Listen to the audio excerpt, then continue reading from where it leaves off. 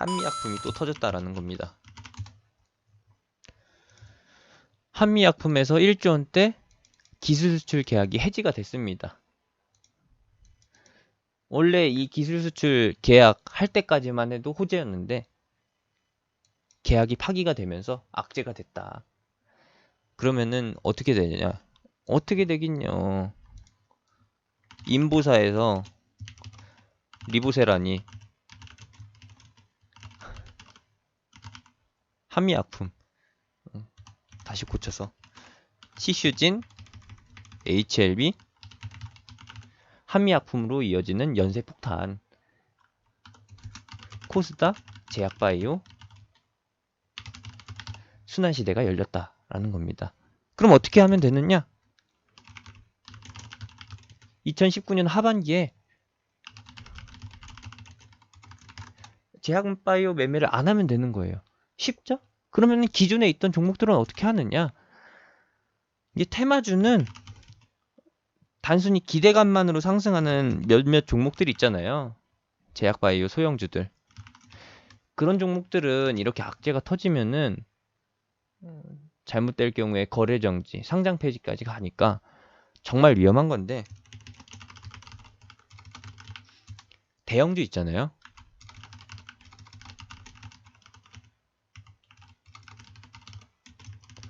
요거는 기다리면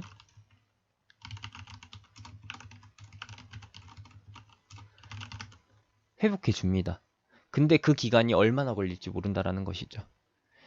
먼저 알려드렸지만 기대해 볼 수 있는 시점은 무엇이냐? 올해 하반기에 임상 3상 결과를 발표하는 회사들이에요. 메지온이 있고 그리고 헬릭스미스가 있고 바이로메드죠 원래. 그리고 또 뭐가 있다? HLB. 이번 시장 하락의 주역 중 하나인 주인공 중 하나인 HLB도 9월 달에 임상 3상 자료 확보해서 9월에서 10월 사이에 유럽 아마케에서 이거죠. ESMO에서 발표를 합니다. 리보세라림이요. 이거 내용 발표하면은 뭐 리보세라님, HLB 정도, HLB 생명과학 정도까지는 악재가 해소될 수 있다라는 겁니다. 뭐 여기에 추가로 메지온이나 헬릭스미스까지 좋은 소식을 전해준다라면은 많이 회복되겠죠. 한미약품 빼고요. 한미약품 빼고. 그렇게 되면은 코스닥 지수도 어느 정도 살아날 수 있다라고 보는 건데 편하게 계속 가두리 장세, 박스권이라고 봐주세요. 진짜 많이 피말릴 정도로 하락하면은 650포인트.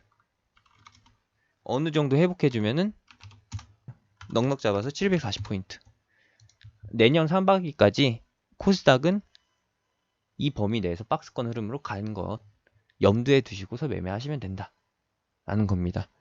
확실히 말씀드리지만 올해 하반기와 내년 상반기, 내년 하반기까지 이어질 수 있는 코스닥의 이 박스권 흐름, 제약바이오가 답이 아니다라는 거 확실히 알아두시면 되겠습니다. 그리고 코스피로 넘어오게 되면은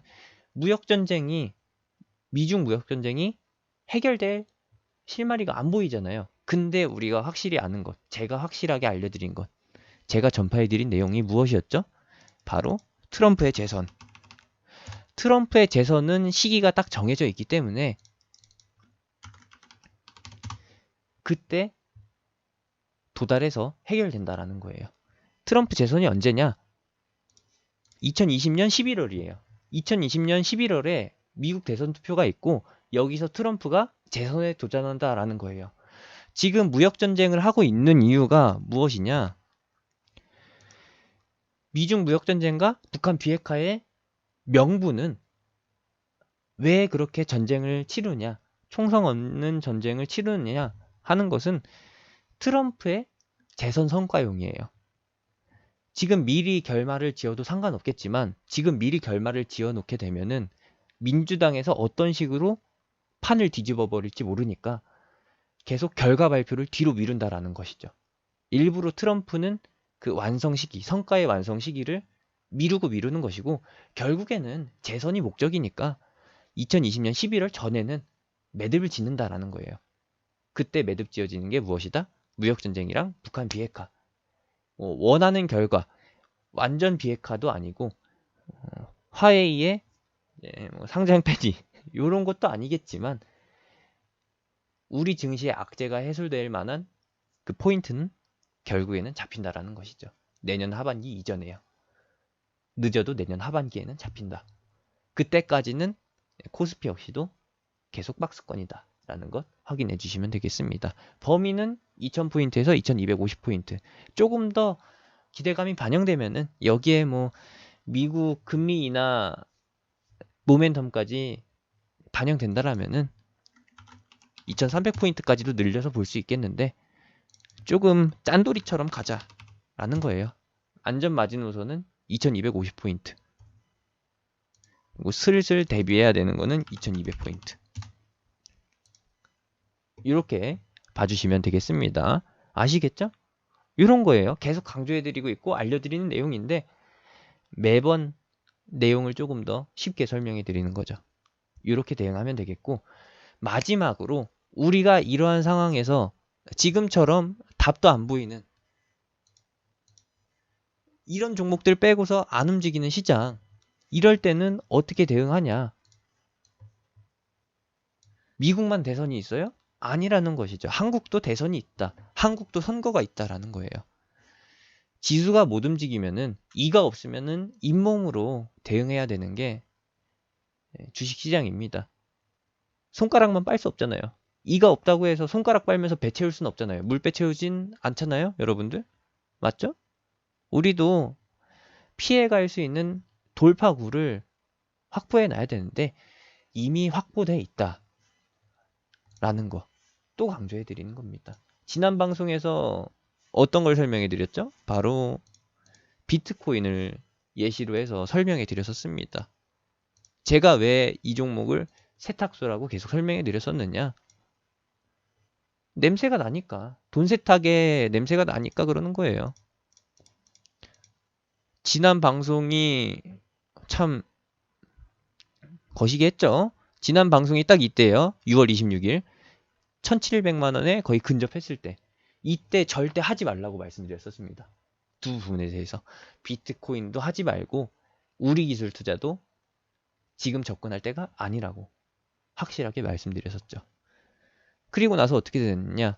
어제 1200만 원까지 급락 나오다가, 급락이 이어지다가 오늘 다시 1400만 원에 도전하고 있습니다. 이미 1400만 원에 도달했다가 약간 주저앉은 상태네요. 눌림이라고 하죠, 다른 말로. 이런 상태에 있다라는 거. 이것도 역시나 제가 우리 기술 투자를 통해서 알려드렸었죠. 카페에서 최종원 게시글 보기를 하시면은 2번 페이지에 비트코인 1400만 원 돌파, 우리 기술 투자 공략법으로 해서 설명해 놨습니다. 요거 한번 나중에 보시면 되겠고요. 요거 보시면 되겠고. 요것도 다시 한번 강조해 드리는 거죠.